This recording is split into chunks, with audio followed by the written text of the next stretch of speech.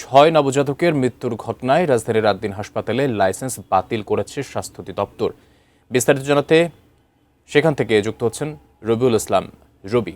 রবি, আপনার কাছ থেকে জানতে চাচ্ছি, বিকেলে একটা ব্রিফিং হয়, স্বাস্থ্য অধিদপ্তরের মহাপরিচালক আমাদের জানান যে আসলে লাইসেন্স বাতিল করেছে। কি তথ্য আছে আপনার কাছে জানাবেন?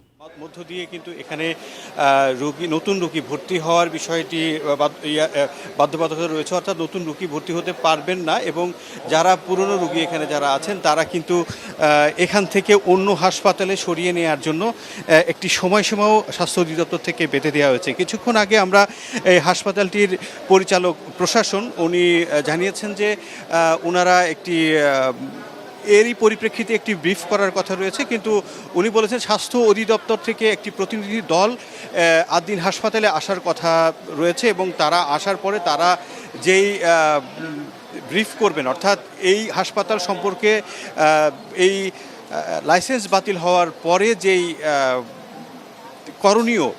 করণীয় সেই বিষয়ে যখন ব্রিফ করবেন, সেই ব্রিফের উপর ভিত্তি করেই মূলত আদ-দিন হাসপাতালের পরিচালনা বিষয়ে উনি সাংবাদিকদেরকে জানাবেন।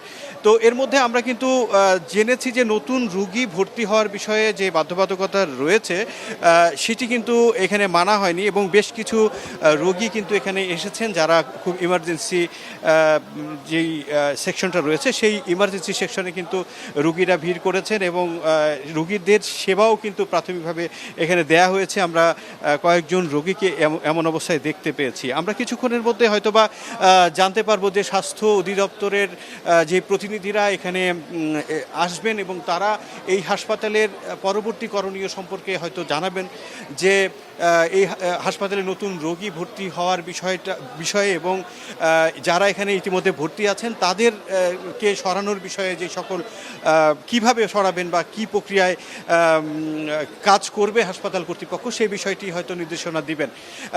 তো এই ছিল আমার কাছে আদ-দিন হাসপাতাল থেকে সর্বশেষ তথ্য।